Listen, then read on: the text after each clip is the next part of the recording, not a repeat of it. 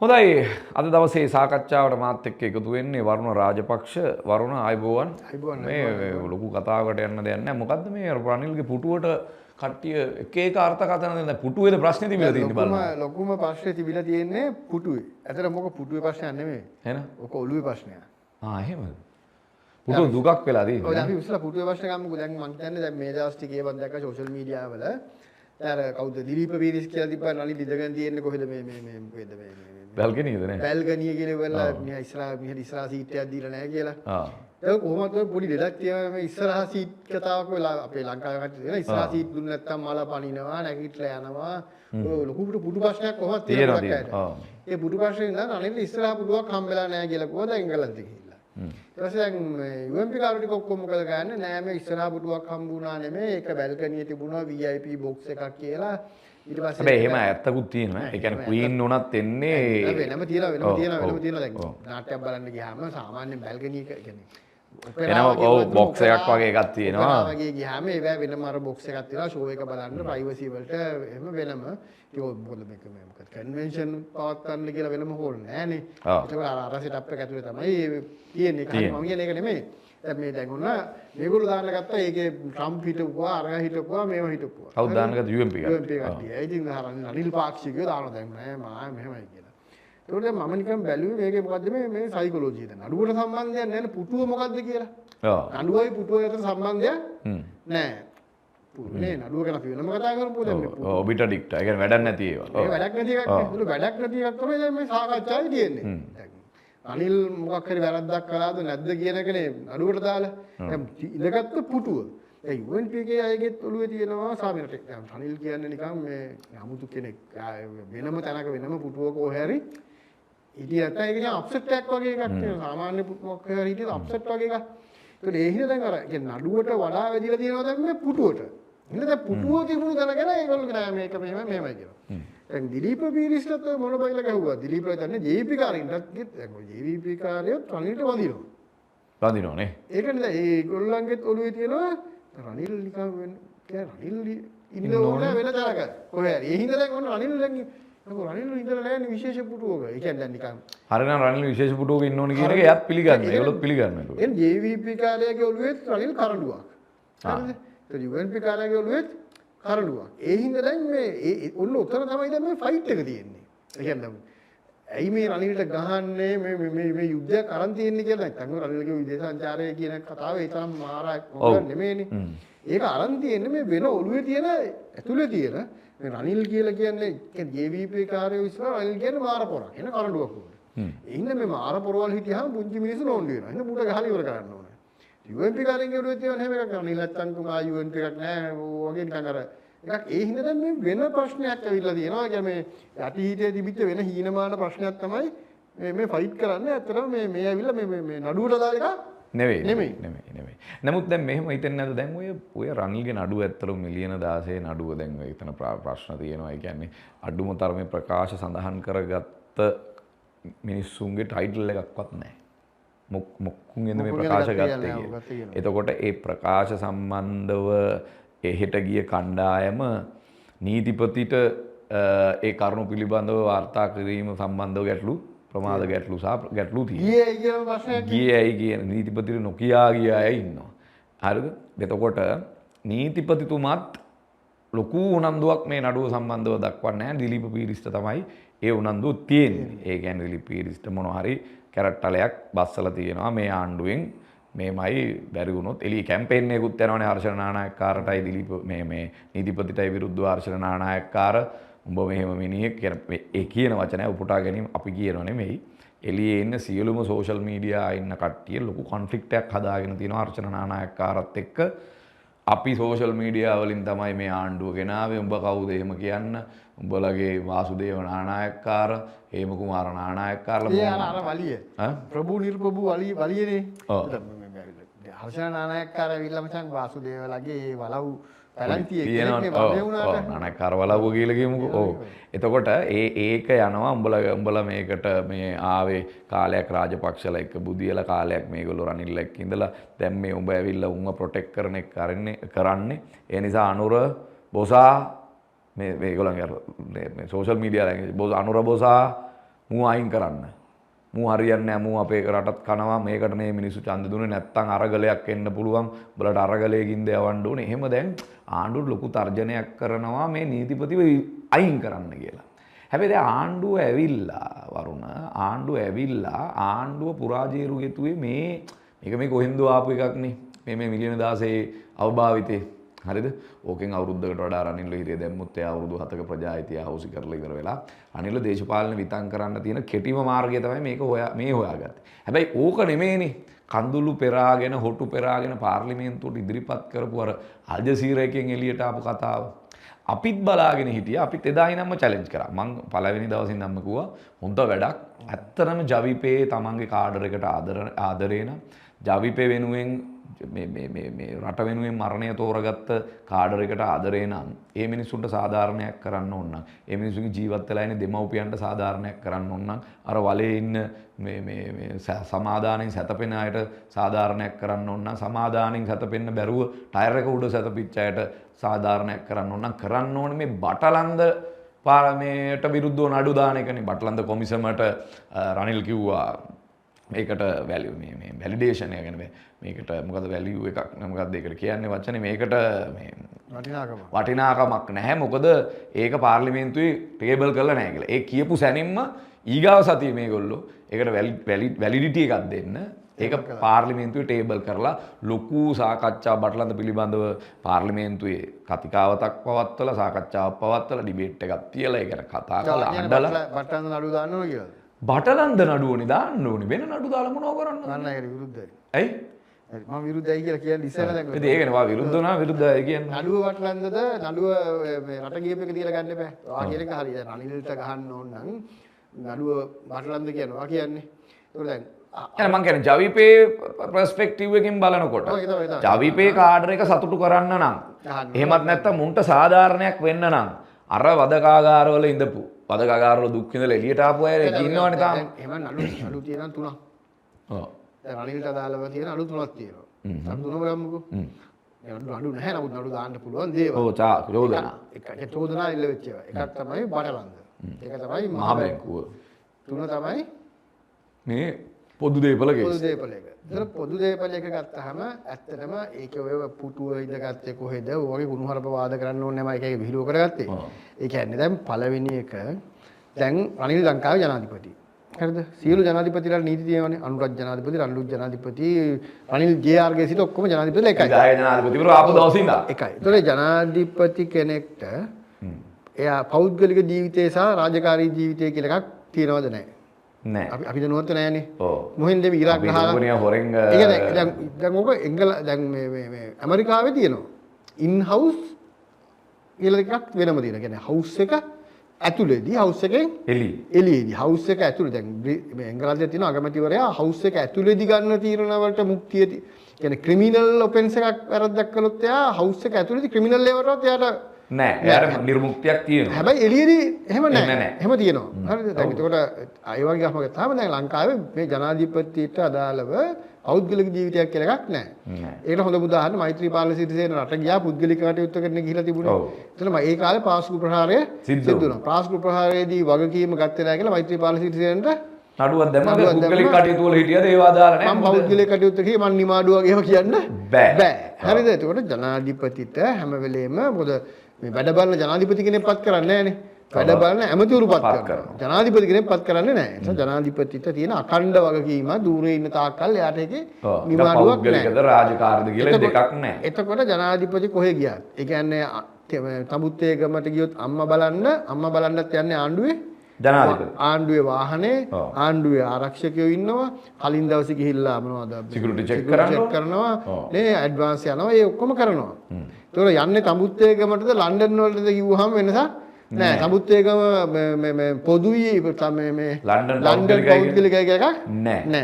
හරිද? අනුර කුමාර ජර්මනිය ගියා. ජර්මනිය ගියාන් පස්සේ දවස් 4ක්ද කොහෙද තිබුණා. මැද දවස් දෙකක් තියෙනවා. කරපු දෙයක් අපි දන්නේ නෑ. අපි අහන්නෙත් නෑ. රෙස්ට් එකක් ගත්තා වෙන්න පුළුවන්. කමක් නෑනේ. ඒතල එදාට අද ප්‍රෙසිඩන්ට් රෙස්ට් ඉලිවලා එහෙම සිකියුරිටි ඒ නිසා අද තීන්දුව ගන්න බෑ රටේ එහෙම කියලා ගන්න රටේ මොකක් හරි මෙහෙ දෙයක් වුණොත් ඒත් වග කියන්න වෙනවා ජනාධිපති. ජනාධිපති මොනවා හරි සිකියුරිටි එකක් කියන්න ඕනේ. ජනාධිපති සිකියුරිටි එක දෙනවා. දැන් ඔය ජපානයේ අනුර කුමාර ගියාන් පස්සේ අර මේ එක්සිබිෂන් එකට ගියා අධිරාජ්‍ය හම්බුණා ඔය මැද්දේ දැන් එක්සිබිෂන් එකේ ඉඳලා ඔසාකා ගිහිල්ලා ආයෙ ආව ලංකාවේ හම්බෙන්න. ඒත් ඒකත් ෆ්ලයිට් එකේ තමයි ආවේ. ඒ ෆ්ලයිට් එකේ ආවේ රාජ්‍යකාන්ත්‍රිකයෙක් හම්බෙන්න නෙමෙයි. ඒ ආවේ ලංකාවේ කට්ටිය හම්බ වෙන්න. හැබැයි ආයෙ ගියා. එතකොට එහෙනම් අර ඉස්සෙල්ලාම කෙලින්ම ඔසාකා ගිහිල්ලා ටෝකියෝ එන්න තිබ්බනේ. නැතු ටෝකියෝ ඇවිල්ලා ඔසාකා ගිහිල්ලා ආයෙ ටෝකියෝ ආවේ ශ්‍රී ලාංකිකයෝ හම්බ වෙන්න හින්දා. හරිද? අර ලංකාවේ රාष्ट्रीय අධිකාරියට එතනදී අපිට ජයවර්ධන ඉලහම අර සෙට්ටුනේ හරිද නාමල හරිද ඉතින් ඔව් ඒ ඇවිල්ලා රාජතාන්ත්‍රික වැඩක් නෙමෙයිනේ මේ වයින් බීපු ගැන කතා කරන්න ඇවිල්ලා තිබුණේ හරිද ඒකෙන් වෙච්ච රජයට වෙච්ච කිසි ප්‍රතිඵලයක් නැහැ නේ නිකන් කට්ටියක් වෙලා හැබැයි ඒකටත් ආරක්ෂා වියදම රජයෙන් දරනවා ඒකට ඒ හින්දා මේ ජනාධිපතිගේ පෞද්ගලික කියලා එකක් ඇත්තේ නැහැ ඒතකොට එතනින්ම මම කියන්නේ මේ මාතෘකාවේ කතා කරන්න දෙයක් නැහැ ඒතකොට රනිල් වික්‍රමසිංහගේ පැත්තේ ඉතිකලි මේ එහෙම දැන් අපි කියමු සම්බුත්තේකමට යනවා වගේ නෙමෙයි ලන්ඩන් යන්න හොඳ නෑ රජේ සල්ලි වේදම් කරේ ඒක ඉතිකල් එකක්. ඉතිකල් ප්‍රශ්නයක්. හරිද? එතකොට දැන් අපි හිතමුකෝ ඉතිකල් වුණාද? දැන් රනිල් වික්‍රමසිංහ ඇමරිකාවේ ඉඳන් එන ගමන් ට්‍රාන්සිට් එකේ තමයි එංගලන්තේ බහලා තියෙන්නේ. ඒකට කොහොමත් USA වලට ෆ්ලයිට් නෑ ලංකාවෙන් ඩිරෙක්ට් ෆ්ලයිට් නෑ. ඒක ට්‍රාන්සිට් එකක් තියෙනවම තමයි. ඒ ට්‍රාන්සිට් කොහෙද ටච් කරගෙනම යනවා. ඒ ට්‍රාන්සිට් එකේ මිනිහ දවස් දෙකක් ඉඳලා තියෙනවා. ඒ දවස් දෙකේ රාජතාන්ත්‍රික වැඩ කරාද ඉන්විටේෂන් තිබ්බද නැද්ද ඕවනේ අහන්නේ. ඒ ඉන්විටේෂන් එකකුත් තිබිලා තියෙනවා. හරිද?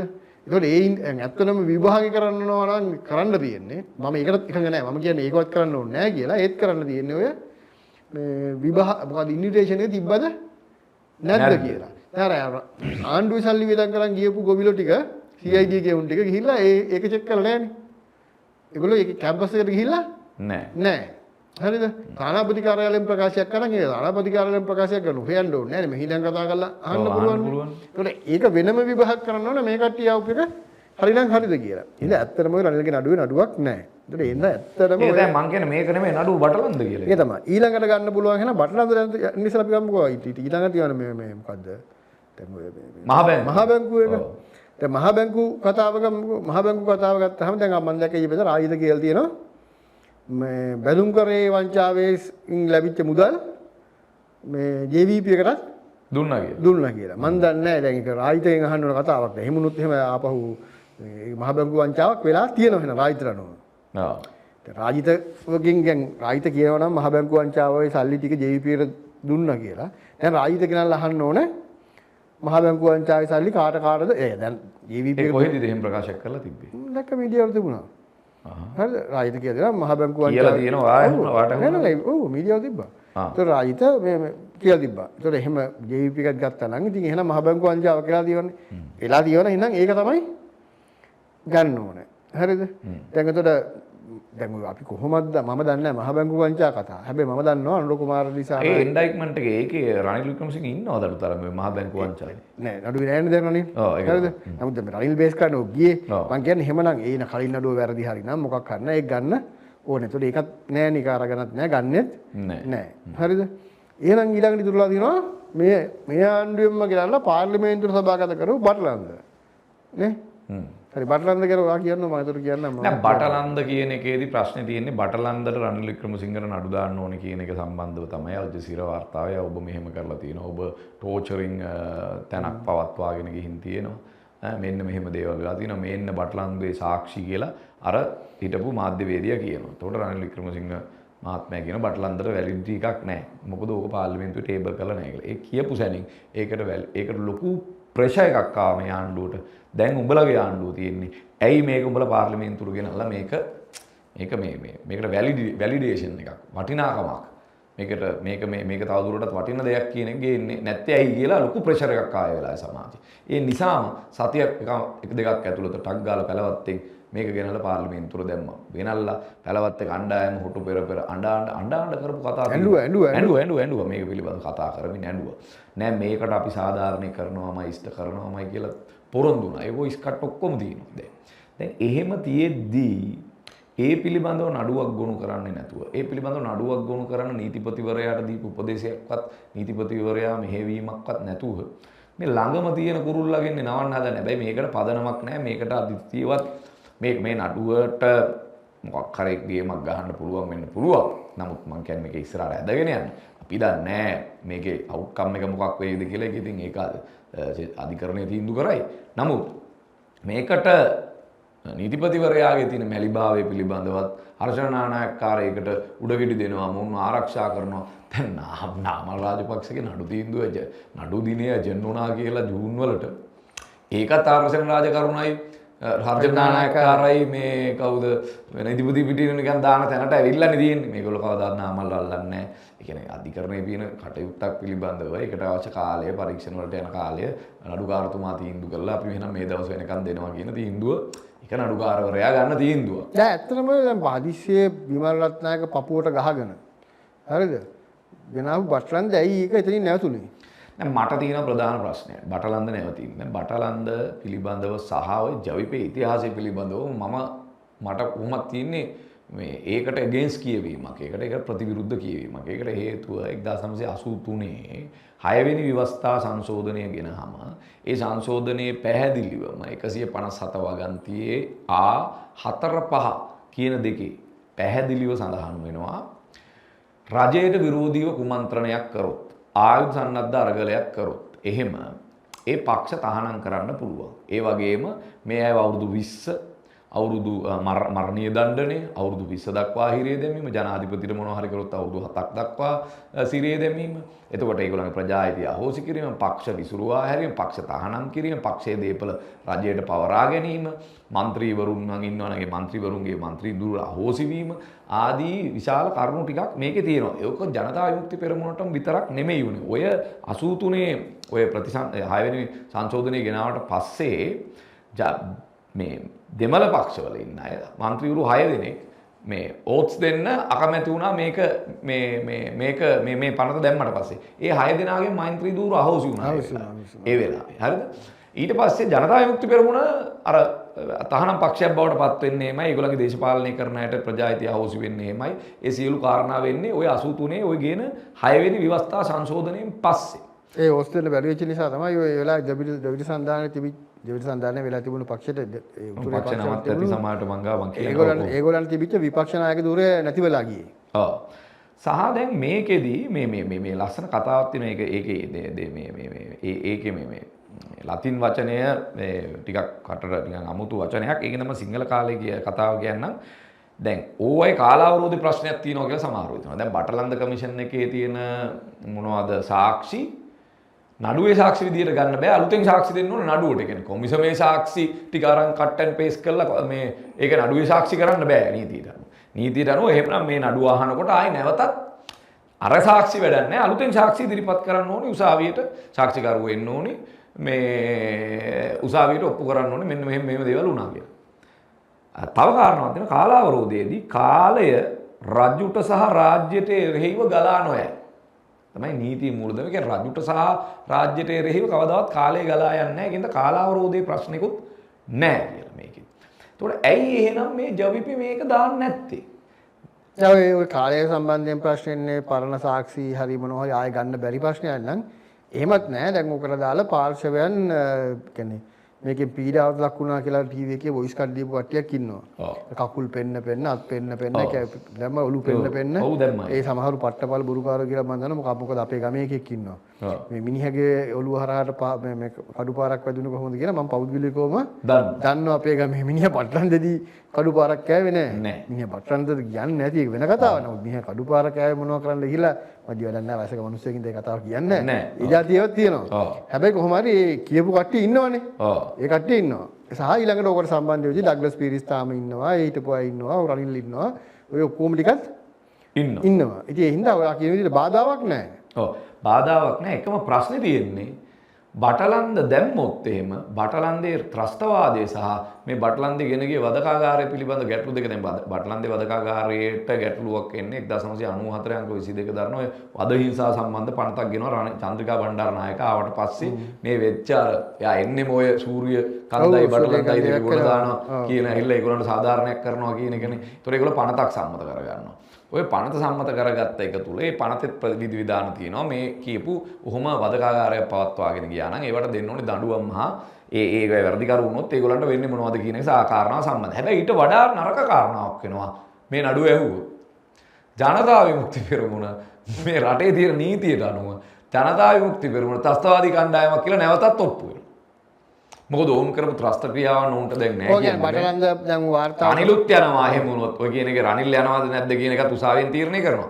හැබැයි ඩෙෆිනිට්ලි කැට තියලා ගියත හැකි මේ නඩුව ඇහුවොත් ජනතා විමුක්ති පෙරමුණ නැවතත් පක්ෂයේ තහනමකට ලක් වෙනවා. ඒ වගේ මේ ඉන්න අයට දේශපාලනය කරන්න බැරි වෙනවා. දැන් മന്ത്രിවරු වෙලා ඉන්නවා නම් ඒ අයට දේශපාලන മന്ത്രിක භාවයත් අහෝසි වෙනවා. රටේ ජනාධිපතිය ඇතුළු සියලු දෙනාගේම මේ අද පෙනී සිටින පක්ෂය ත්‍රස්තවාදී සංඝ මේ කණ්ඩායමක් බවට බටලන්දේ නඩුව ඇහුවොත් ඔප්පු වෙනවා. ඒකට හේතුව මේගොල්ලෝ මරපු මිනි, මේගොල්ලෝ විනාශ කරපු රාජ්‍ය දේපල, මේගොල්ලෝ විනාශ කරපු පෞද්ගලික දේපල, ජීවිත, ආගමික හානි මේ සියලු කාරණා සම්බන්ධ මිනිසුන් ගෙවල් වලට ගිහිල්ලා බත් මුට්ටි හොරකම් කරපු තැන ඉඳන් ප්‍රජාතන්ත්‍ර විරෝධීව කරපු සියලුම ක්‍රියාවන් මේකෙදි ඔප්පු වෙනවා. අන්න ඒ නිසා තමයි මේ සිල්ලර නඩුවක් අල්ලගෙන මේ මිලියන 16ක සිල්ලර නඩුවක් අල්ලගෙන දඟලනවා රනිල්ව හිරේ දාන්න. අර ඇත්තටම මේගොල්ලෝ ජනතාවට පොරොන්දු වුණානේ මෙන්න මේක කරලා අපි රනිල්ව කියන වදකය කියලා කිව්වේ. මේ වදකය ගහලය මේ ගහලයව හිරේ දානවා කියලා කිව්වේ. හැබැයි ගහලය හිරේ දාන්න ඒ නඩුව දැම්මොත් වරුණ මේ ජවිපේ දේශපාලනය අනාගතයත් දේශපාලනයත් අදින්ම ඉවර වෙලා යනවා. ඒකින්ද කවදාවත් මම අභියෝග කරනවා. අර වගේ channel එක වහනවා කිව්වේ. ඔයා ප්‍රශ්න පහක් අහලා. ඒ වගේ මම අභියෝග කරනවා. ජනතා විමුක්ති පෙරමුණට පුළුවන් නම් මේ කතා වැඩක් නැහැ. මොකද එකපාරකට අපි රනිල් වික්‍රමසිංහ මේකෙන් හිරේ යනවා කියලා අපි උපකල්පනය කරමුකෝ. උපකල්පනය කළා මොකක් හරි සෙන්ටෙන්ස් එකක් ආවා කියලාත් කියමුකෝ. ඒ නඩුව දැම්මත් තව නඩුවක් දාන කෙනාවත් මේ නතර වෙන්න අවශ්‍යතාවයක් නැහැ. ඔව්. ජවිපේ බලයේ අවුරුදු 20ක්ම හිටිනවා කියමුකෝ. මේ කාටවත් ගන්න බැරි නෝ කියලා. ඒ කිසිම දවසක දැන් මේ කෝට් කරන්න පුළුවන් කාද කිසිම දවසක මේ බටලන්ද නඩුව ජවිපේ දාන්නේ නැහැ. ඔයා හිතනවද දානවා කියලා? ඔයා හිතනවද දානවා? නෑ පළවෙනි ප්‍රශ්නේ මං හිතන්නේ බටලන්ද නඩුව දාන එක ගැන මගේ ඔයා විරුද්ධයි කොහොන එකක් කියන්නේ විරුද්ධතාවය කියන්නේ මම විරුද්ධ තුලින් නෙමෙයි. දැන් ඔව් දැන් රාජ්‍යයට එරෙහිව කැරලි ගහන එකට ත්‍රස්තවාදීව ඔකට තව 79 ත්‍රස්තවාදී පනතක් තියෙනවා. නෑ ඒකට අදාළව පනත් හදලා තියෙනවා. රාජ්‍යයේ කැරලි ගැල්සීම වළක්වන්නේ මර්ධනය කරන්න තියෙනවා. ඒතකොට කැරල්ලක් ආපුවාම මේ කැරල්ල මර්ධනය කරන්නත් වෙනවා. ඒතකොට 89 ගැන මට තියෙන අදහස තමයි 89 රාජ්‍යයට එරෙහි කැරල්ලක් තිබුණා. රාජ්‍ය විසින් එක මර්ධනය කළා. ඒතකොට දෙගොල්ලම මිනිමරුවා. ඉතින් මේ දෙගොල්ලම අපරාධ වලට සම්බන්ධ වුණා. ඉතින් එහෙම තමයි ඕනෑම දැන් ඊයේ පෙරේද අපි දැක්කා ඉරාන් රාජ්‍යයට විරුද්ධව කැරල්ලක් ආවා. ඒකට විරුද්ධව රජය මර්ධනයක් දියත් කළා. ඉතින් දෙපැත්තෙම ගහගත්තා මරාගත්තා. ඒ කැරලි වල ස්වභාවය ඒක තමයි. එතකොට දැන් අපි දේශපාලනිකව අපි මේ සංස්කෘතික මිනිස්සුනේ. ඒ කියන්නේ අපි අර ගහට ඇහැට ඇහැක් කියන න්‍යාය ඉන්න මිනිස්සු නෙමෙයි. ඒ හින්දා ඔය ඊටාම හැබැයි ජවිපේ එහෙම මතයක නැහැනේ. වාට හොඳටම පේනවනේ මේ වෛරී දේශපාලනය කරන්නේ. ජවිපේ ඒක තමයි කියන්නේ. ජවිපේ ගැන මේ ඇරියස් එකක් නේ ගන්න. ජවිපේ ගැන නෙමෙයි කතා කරන්නේ. මම කියන්නේ මේ අපේ රටේ මෙතෙක් කාලයක් පාලන බලය හිටපු අය එහෙම මිනිස්සු නෙමෙයි. ඒ හින්දා ඒගොල්ලෝ හැම වෙලේම බැලුවේ කැරලිකාරීත්වයක් ආපුවාම මේක පාලනය කරනවා මොකදද පාලනය කරනවා. හැබැයි එතනින් පස්සේ ඒ කැරලිකාරීත්වයේ ඉන්න මිනිස්සුක ප්‍රජාතන්ත්‍රවාදී දේශපාලනයට ගේන්න. දැන් සිරිමා බණ්ඩාරනායක අපරාධ යුක්ති කොමිෂන් සභාව දාලා 70 කැරලි ගහපු අය නඩු දැම්ම ඔක්කොම. ඒක ලොකු නඩුවක් තියෙනවා. අපේ නඩුත් උගන්නන නඩුවක් ක්වීන් වර්සස් ලියනගේ කියලා 62 අර හමුදා කුමන්ත්‍ර නඩුව. ඒ නඩුව වලින් පස්සේ සිරිමා බණ්ඩාරනායකට ඕන වුණේ ඒ මිනිස්සුම දේශපාලනයට ගේන්න. අද ඔය ප්‍රජාතන්ත්‍රවාදය ගැන කතා කරන සුනන්ද දේශප්‍රියලා ඔය අපේ දැන් ඔය මහින්ද දේශප්‍රියලා ඔය කාංචන විජේසේකරගේ තාත්තා පවා ඔය ඔක්කොම එකෙන් ඇවිල්ලා තමයි ආරට දේශපාලන ඇමතිවරු වෙලා විශාල වගකීම් දරන මිනිස්සු බවට පත් වුණා. ඒකට 89න් පස්සෙත් ජනතා විමුක්ති පෙරමුණ ඕන 97 දී තහනම් කරලා දාන්න තිබුණා. ජනතා විමුක්ති දේශපාලනය කරන්න බැරි වෙන්න තිබුණා. රටේ නීතියට අනුව මේ කවුරුත් පාලකයෝ මේගොල්ලෝ අර්ථ දක්වන්නේ නිකන් පාලකයෝ අපේ පක්ෂ තානම් කරා ඒවට වෙන රටේ නීතියට රටේ ව්‍යවස්ථාව අනුව රටේ ව්‍යවස්ථාව ජේ.ආර් තහනම් කරපු හිත 80 ජේ.ආර්ගේ නමට ඒක දාලා වැඩක් නැහැ. ඒක රටේ ව්‍යවස්ථාව. ඔව්. දැන් 70 කරල්ලක් ගැහුවා රාජ්‍යයට එරෙහි කරල්ලක් ගැහුවේ. ඒක රාජ්‍යයට එරෙහි කරල්ලක් ගැහුවා. ආයුධ සන්නද්ධව හිටියා අඛණ්ඩව දිගින් දිගට මේ නිසා ඒකේ කාය කතාවක් නැහැ. නෑ ඕක LTT එකටත් කරලා තියෙනවා. කිසිම කතාවක් නැහැ මේ ත්‍රස්තයේද. ත්‍රස්තවාදී ක්‍රියාවක් හෙට අපි කරොත් ඔයයි මමයි කරොත් මේ තියෙන ප්‍රතිපාදන වලින්ම තමයි අනුර කුමාර දිසානායක මහත්තයාට අපි දෙන්නව නවත්ත ගන්න. ඒ හින්දා අනුර කුමාර දිසානායකලා දැන් අලුතෙන් ත්‍රස්ත විරෝධී පනතක් ඕන කියලා අලුතෙන් හදන්නේ. ඔව් අරක අකුරනවා කියලා ඇවිල්ලා හදන්නේ. ඒ නිසා ඒකේ වාදයක් නැහැ. හැබැයි මෙතෙක් හිටපු පාලකයෝ මේ නීති කියන ඒවා යොදාගත්තේ කාව හරි මර්ධනය කරන්න හරි නෙමෙයි. ඒ මිනිස්සු පුළුවන් තරම් ඒ නිසා තමයි ප්‍රශ්න අවම කරගෙන මේක කරගෙන යන්නේ. ඒ නිසා තමයි 93 JVP එක තහනම් කරනවා වෙනුවට JVP එකට ඡන්දෙට එන්න ඉඩ දුන්නේ. ඒ ඡන්දෙට JVP එක ආවයන් පස්සේදී දැන් උදාහරණ චන්ද්‍රිකා බණ්ඩාරනායක වගේ කෙනෙක් තමන්ගේ මිනිස්සයව ඝාතනය කරලා ඒ දේශපාලන පක්ෂෙත් එක්ක සන්දාන හදාගෙන ඒව අමතක කරලා මේ ප්‍රජාතන්ත්‍රවාදය ඇතුළේ තියාගන්න තමයි හැමෝම හැදුවේ. ඒක රනිල් වික්‍රමසිංහ බටලන්ද මම දන්නේ නැහැ බටලන්දී මොනවා වුණා අපි හිටියේ නෑනේ. ඒ සිද්ධිය අපි ගන්න එහෙම ගන්න ඕනේ නැහැ නඩුවක් ගන්න පුළුවන් දෙයක් නෑ. සමුත් අපි කියමු බටලන්ද රනිල් සම්බන්ධ වුණා කියලා මර්ධනයට. මම කියන්නේ ඒ වෙලාවේ මර්ධනයට සම්බන්ධ වෙන්න වෙනවනේ පාලකයන්ට. හැබැයි ඒ රනිල් වික්‍රමසිංහ නෙමෙයි 93න් පස්සේ ඉන්නේ. ඒ රනිල් 93න් පස්සේ ඉන්න රනිල් වික්‍රමසිංහ කියන්නේ ජවිපෙට සුබපතපු ජවිපව සන්දාන වලට එක්කන් ආපු අනුර කුමාර ලිසානායකව පුංචි පුතා වගේ උස්සගෙන ගිහිල්ලා ඉවරලා ජනාධිපතික පුටුවෙන්ම වාඩි කරුවේ ඒගොල්ලෝ මේ සිස්ටම් එක ඇතුලේ මේ අර ඉතිහාසය අමතක කරලා දාන්න. ඒකයි මම කිව්වේ මම බටලන්දට විරුද්ධයි කියලා. ඒ ඉවර කරලා දාපු ඉතිහාස කතාවක් ආයෙ ගෙනල්ලා ඉවර වෙලා එතකොට ආයෙ වෛරය තමයි සමාජේ මතුගන්නේ. බිමල් රත්නායකගේ වෛරය තමයි අරන් ආවේ. හැබැයි ඒ වෙලාවට ඒක පැලවුන්නේ නැහැ. ඒ නිසා ඒකයි මම කියන්නේ නඩුව ගන්න එකට මම විරුද්ධයි කියලා. නමුත් ඔයා කියන අර්ථයෙන් දැන් අර පරිගණීමේ මානසිකත්වය නම් ඇත්තට තියෙන්නේ අනුරට මේ නඩුව නෙමෙයි අනුර අරක තමයි ගන්න ඕනේ. හැබැයි ඒකේ ගෙනාවත් ඒගොල්ලොත් එහෙම්මම ඇතුළට යන නිසා ඒගොල්ලොත් එහෙම්මම පක්ෂයක් විදිහට වැළලීලා යන නිසා රටේ නීතියට අනුව එයාලා ඒ කාලේ කරපු සියලුම ක්‍රියා මොකද 83 වෙනකොට දැන් 71 කැරැල්ලෙන් පස්සේ තමයි 88 89 කැරැල්ල එන්න කලින් තමයි 83 මේ ජූලි කලබලෙන් පස්සේ ආයුධ සන්නද්ධ අරගලයක් එනවා කියලා විශ්වාස කරන්නේ අර හමුදාවේ 13 දෙනෙක් ඝාතනය කිරීමත් එක්කම දේශපාලනිකව ගොඩ නැගෙන සන්නද්ධ අරගලයක ප්‍රශ්නයක් ආයේ කියලා තමයි 83 6 වෙනි ආණ්ඩුක්‍රම ව්‍යවස්ථාව හරහා මේ කියන ව්‍යවස්ථාපිත වෙනස්කම් ටික කරන්නේ. එතකොට ජවිපේව අඩාගත් කරලා කරන දෙයක් නෙමෙයි ඒක. හැබැයි අපි මේක කොයිතරම් වාද විවාද මොකද එහෙම මම කියන්නේ විජේවීර ජේ.ආර් එක ඡන්දෙට ඉදිරිපත් වුණා මේ මැතිවරණය ජනාධිපතිවරණය. මම මේ සාකච්ඡාවේදී මේ චරිත අපි දැන් මේ මම මේ සාකච්ඡාචරක් ලකුවට ගන්න නැත්තේ දැන් ඔයයි මායි කොයිතරම් පොයින්ට් කතා කරත් තර්ක කතා කරත් බටලන්ද නෙමේ මේක කිව්වත් මේකේ රනිල් නඩුවක් නෑ කිව්වත් ඔය එකක්වත් අදාළ නැහැ. මෙතන තියෙන්නේ මේ බටලන්දේ නඩුව හරි නැත්තම් මේ රනිල්ගේ ඔය රාජ්‍ය මුදල් ආබාධ නඩුව හරි ඔය එකක්වත් නෙමෙයි. මේක ඇවිල්ලා තියෙන අපිට අදාළ නැති JVP කාර්යයන්ටයි තව පිරිසකට අදාළ ප්‍රශ්නයක්. ඒ ප්‍රශ්නේ තමයි ඒ කියන්නේ දැන් ඔය ගෝල් පේස් එකට ඇවිල්ලා කැරලි ගහපු කට්ටිය. අපේ රටේ මේ ඔක්කොම කැරලි ගැහුවේ මේ ප්‍රභූ පාලනය ප්‍රභූත්වයට විරුද්ධවනේ. අපේ රටේ ඇත්තටම යම් ප්‍රභූත්වයක් තිබුණා අපේ රටේ දේශපාලන රාජ්‍ය සේවයේ තිබුණා, පෞද්ගලික ආශය තිබුණා. එතකොට දැන් ඔය පෞද්ගලික ආශය වගේ ඒවා තිබිච්ච එක දැන් ඉවරයි. දැන් අලුත් ළමයි ඇවිල්ලා, ගම් වලින් ඇවිල්ලා, ඔය මධ්‍ය මහා විද්‍යාල වලින් ඇවිල්ලා ඉගෙනගෙන දැන් ඒගොල්ලෝ මේ ජෝන් කීල්ස් එකේ, එලිස් එකේ අර කෝපරේට් එකේ ගොඩක් ආයතනවල ඒගොල්ලෝ දැන් ප්‍රධානීන් ඉන්නවා. ඒ නිසා උත් ඇවිල්ලා දැන් අර ඉස්සර රොයල් තෝමියන් කියලා තිබුණ එක දැන් ඉවරයි. දැන් රාජ්‍ය සේවය ගත්තත් ඉස්සර ඔය විශේෂයෙන් යාපනයෙන් ප්‍රධාන පාසල් වලින් ආපු අමාත්‍යාංශ ලේකම්ලා කතා ඉවරලා දැන් ඇත්තටම ඔය උගලක් උඩට කුරුණෑගල පැත්තෙන් අනුරාධපුරයෙන් ආපු අමාත්‍යාංශ ලේකම්ලා තමයි දැන් රාජ්‍ය සේවයේ ඉන්නේ. ඒකත් ඉවර වුණා. හැබැයි දේශපාලනය ඇතුලේ මේක ඉවර වුණේ නෑ ওই ගෝල් පේස් අරගල වෙනකම්ම.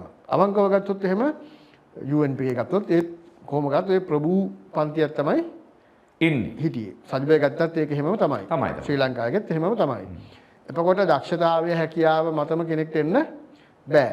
ඔන්න ඕකට ඔන්න ඔය මෙන්ටැලිටි කියන්නේ දේශපාලනෙත් අපිට මේක දීපල්ලා කියන එක තමයි ඒ ගෝල් ෆේස් අරගෙන ඇතුලේ තිබුණ අවිඥාණය.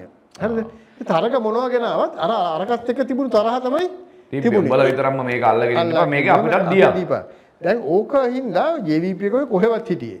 ඒ කැරල්ලට හිටියේ නෑනේ. නමුත් අන්තිමට 2022 අරගලෙත් ඒගොල්ලෝ නෑ. ඒ කැරල්ලෙන් පස්සේ ඒ අරගලෙන් පස්සේ අර මෙන්ටැලිටි එක දැන් වටපිට බලනකොට ඡන්ද ඉල්ලන්න නෑනේ දැන් නිල් ප්‍රභූ කියලා දැන් ගමෙන් ආපු මිනිස්සු කියලා ඡන්ද ඉල්ලන්නේ එහෙම ඉල්ලන්නේ අනුරද රනිල්ද කියලා බලපුවා සජිත්ද කියලා බලපුවාම අනුර නිර්පබු ඉල්ලන්නේ අනුර. ඔව් එහෙමනේ උනේ. දැන් ගියා. දැන් ඒක ගිහිල්ලා දැන් ටික වෙලාවක් දැන් තමයි ඇත්තටම ලංකාවේ මිනිස්සු ඉගෙන ගන්නේ මේක නිර්ප්‍රභූ පිළිබඳ ප්‍රශ්නයක් නෙමෙයි. දැන් මේ නිර්ප්‍රභූ කියලා ගෙනාපු අනුර දැන් ඊට වඩා ප්‍රභූ. ඒකට හේතුව මොකක්ද දන්නවද? මම දන්නේ අනුර ගැන මම මේ නිකන් X කියලා අනුර ගැන දන්නේ? දන්නවා මං කියන්නේ එහෙම නෙමෙයි මේ වෙලාවේ. X කියලා ගමුකෝ නැත්නම් මේක වෙන අර්ථයක් වෙනවා. X කියලා එකෙක් ඉන්නවා ඌ පට්ට නිර්ප්‍රභූ. හරිද? ඌ ගමේ හිටපු ඔය නිර්පබු කියන ගමේ කොහේ හරි ඈතක ආපු කොල්ලෙක්. ඒ වර වසන්ත මචං මේ නායකයා කරන ඕන වගේ ගෝල් පේසල් ගල ආවනේ. ඒ ආවියයි අර නිර්පබුගේ උපරිමනේ. මිනිහාගේ අර ආදිවාසී ඔරිජින් අනම්මනම් එක එහෙම එකක් ආවනේ. දැන් සාමාන්‍ය ලංකාවේ නෑ නේ අරගල යාව මෙන්ටලිටි එක. ඒතකොට එහෙම එකෙක් X ඌ ජනාධිපති කරොත් හරි මොකක් හරි කරොත් එහෙම මූ අර ප්‍රභූ එකාට වඩා මචං මේකේ ඇරියස් ටික කවර් කරනවා.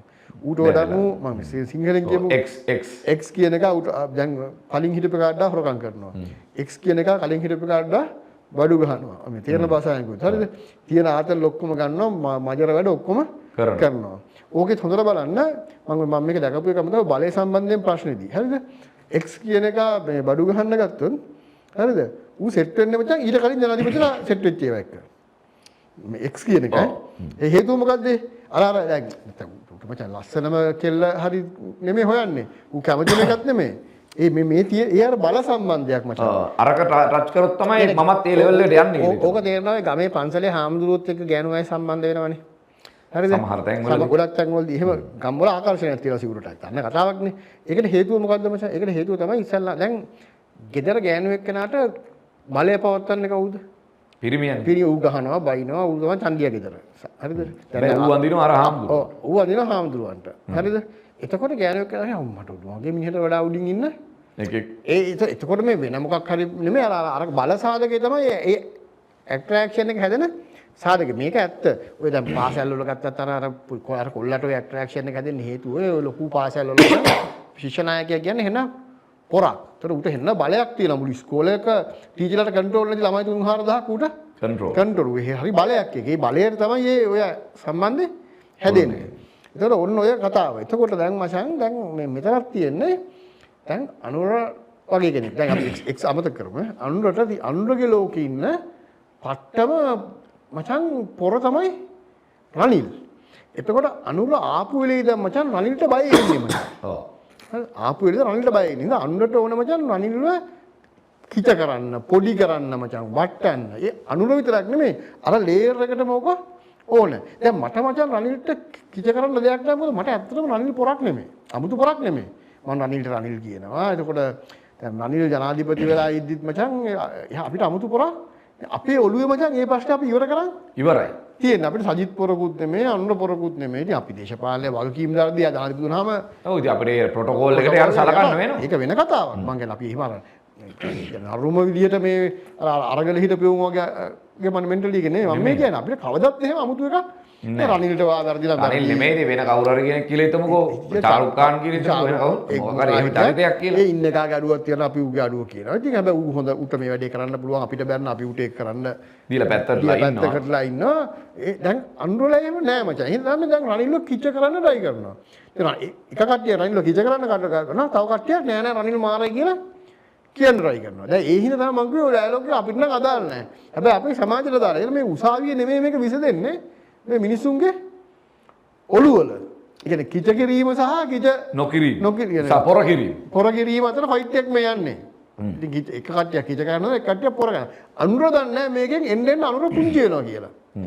ඒ රනිල්ව කිච කරන්න කියන්නේ යන්න අනුර පුංචි වෙනවා. අනුර පුංචි වෙනවා මචං. ඒ කියන්නේ කියන එකෙන් අනුර පුංචි වෙනවා මචං. ඉතින් ඇත්තටම අනුර මෝඩ වැඩක් කරන්නේ. නමුත් ඉතින් ඒ අර හීනමානයේ හින්දා අනුරට මේක තේරුම් ගන්න බෑ. මොකද අනුරත් එක්ක ඊළඟ පාර ජනාධිපතිවරයෙකුට තරඟ කරන්නේත් නැති. ඌට මොකක්වත් එහෙම තර්ජනයකුත් නැති. මේ වෙලාවේ පෙරුමට නැති. මේ මිනිස්සෙක් අල්ලගෙන ඌව කිච කරලා හීනමානයේ සම්පූර්ණ ගන්න කියලා කියන්නේ ඔළුවේ තිබුණු මාස්ටර්නේ. අනුර ඉස්සල්ලාම අරලිය ගහමදුවේ දෙද්දි හිටපු මාස්ටර්. ඒ හීනමානයේ තෝ ඒ කාලේ මෙහෙම හිටියේ දෙන්නන්තොට වගේ එකකින් යනවා. අනික සහ කොහොම කරත් දැන් මේ සමාජෙ මචං රනිල්ට සර් කියලා කියන රනිල් දිහා බලන මට්ටමෙන් මචං අනුර දිහා බලන්නේ නැහනේ. කවදාවත් බලන්නේ නැහැ මචං. දැන් ওই කොළඹ ගම් වල ඉන්න මිනිස්සු බලනවා මචං. හරිද? හැබැයි මේ නොතේරෙන මිනිහෙක් බැලුවොත් මිසක් තේරෙන මිනිහෙක් කවදාවත් බලන්නේ නැහැ. දැන් අනුරට ආතල්ලයක් වෙලා තියෙන මේ වෙලාවේ කොළඹ ඉන්න ව්‍යාපාරික පන්ති ඉන්න අනුරත් එක්ක ළඟින්ම ඉන්න දැන්. එයා හිතාගෙන ඉන්නවා ඉතින් මෙයා එක්ක එයාලගේ වැඩ ටික කරගන්න මෙයා පහසු නිසා. දැන් රනිල් එක්ක හරි සජිත් එක්ක හරි මහින්ද රාජපක්ෂ එක්ක හරි ගෝඨාභය රාජපක්ෂ එක්ක හරි ඔක කරන්න ගියාම ওই ව්‍යාපාරිකයන්ට දාන පොල්ලට වඩා සරල පොල්ලක් තමයි මේගොල්ලෝ දාන්නේ. මොකද ඒ නොතේරීම. මම තේරුම් ගන්න සරල උදාහරණයක් කියන්න වෙලාව යන්නේ නැත්නම් දැන් ඔය ඉස්සර තිබුණා මචං හැම බ්‍රාස්පෙන් දවසකම 2015 යහපාලන ආණ්ඩුකාරය රනිල් වික්‍රමසිංහයි මීඩියා ටීම් එකයි මීඩියා. ඔකට යන්නේ සමන්නතා උදෙහෙට්ටි මමයි ශානුකයි සුදර්ශන ගුණවර්ධනයි. හරි. ඒතකොට අපි හතර දෙනා යනවා ඔතෙන් මීටින් එකට. යනකොට මේ ඔක බාස් පෙළ තිබුණේ උදේට.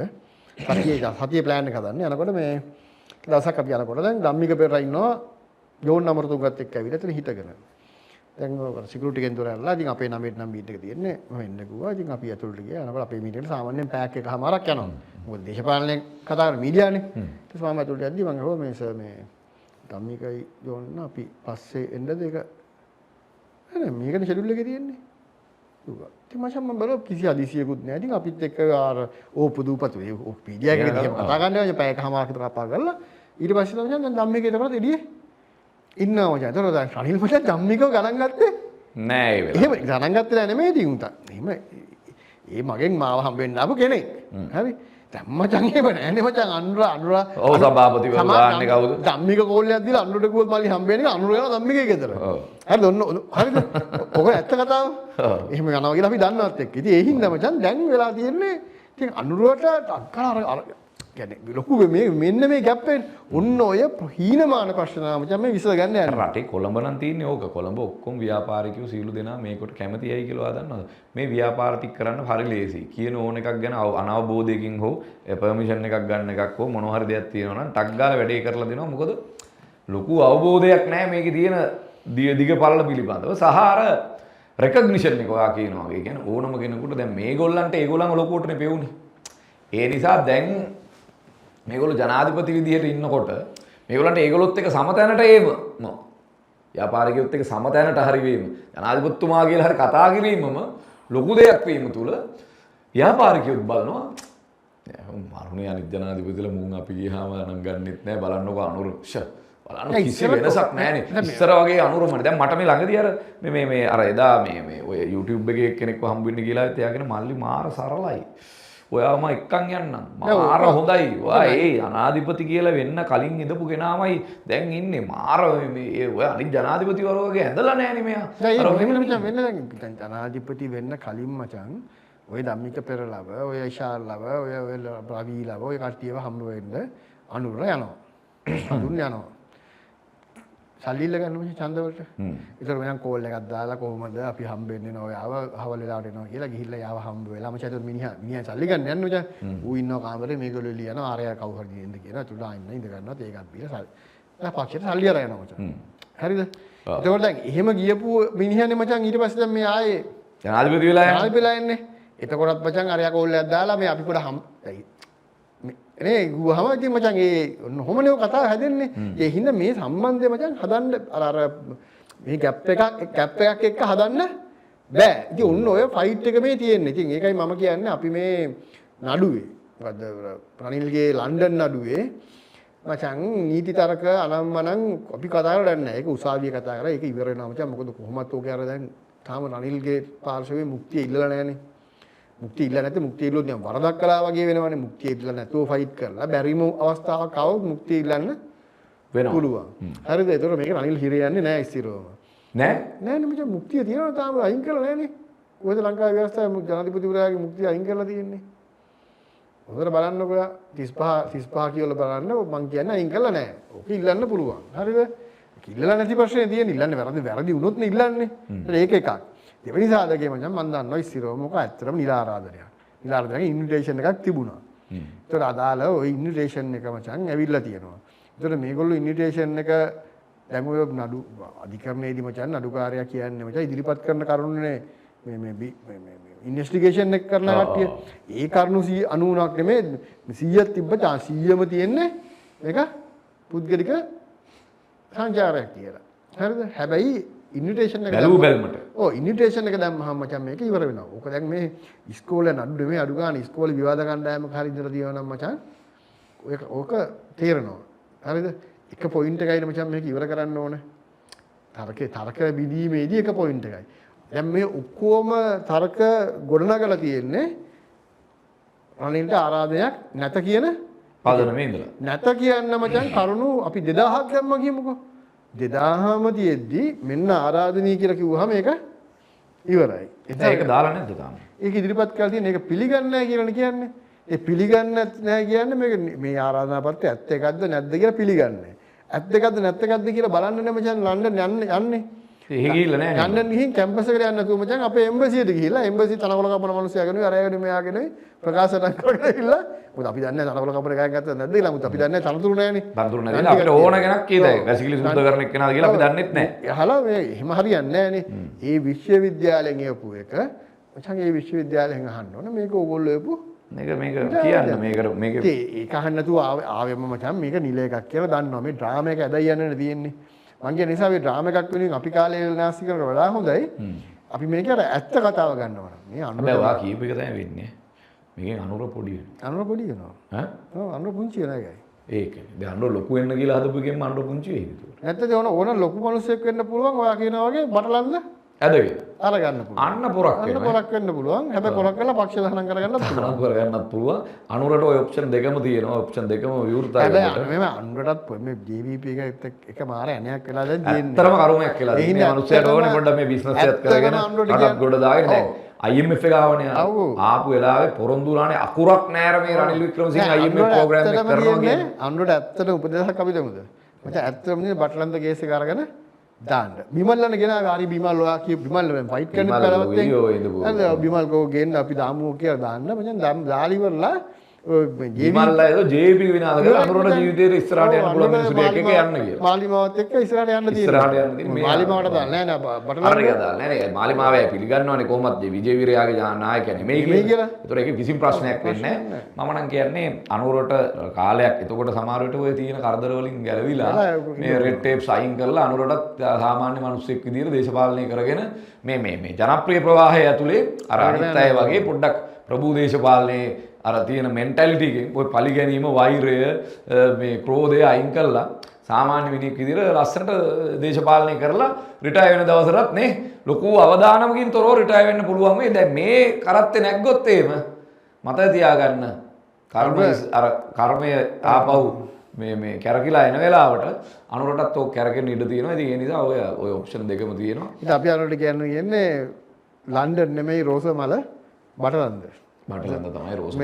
මෙතන රෝසමල මෙතන නටන්න කියලා. මෙතන නටන්න අන්න පුළුවන් නම් නටලා පෙන්න අපි අභියෝග කරනවා. ජනතා විමුක්ති පෙරමුණ ජවිපේ ප්‍රමුඛ ආණ්ඩුවක් බලයේ ඉන්න තුරාවට හැම සතියෙම අභියෝග කරනවා. පුළුවන් නම් බටලන්ද ඔබ නඩුවක් බවට පත් කරන්න. අන්න එදාට ඒ කැම්පේන් එකට අපිත් සපෝට් කරනවා. අපි ඔබ වෙනුවෙන් එවල පෙනී සිටිනවා. අනුර කුමාර වෙනුවෙන් එදාට අපි පෙනී සිටිනවා. කොන්දේසි විරහිතව ඔබ බටලන්ද නඩුවක් විදියට එළියට දැම්මොත් අපි බලාගෙන ඉන්නවා. එහෙනම් වරුණ thank you.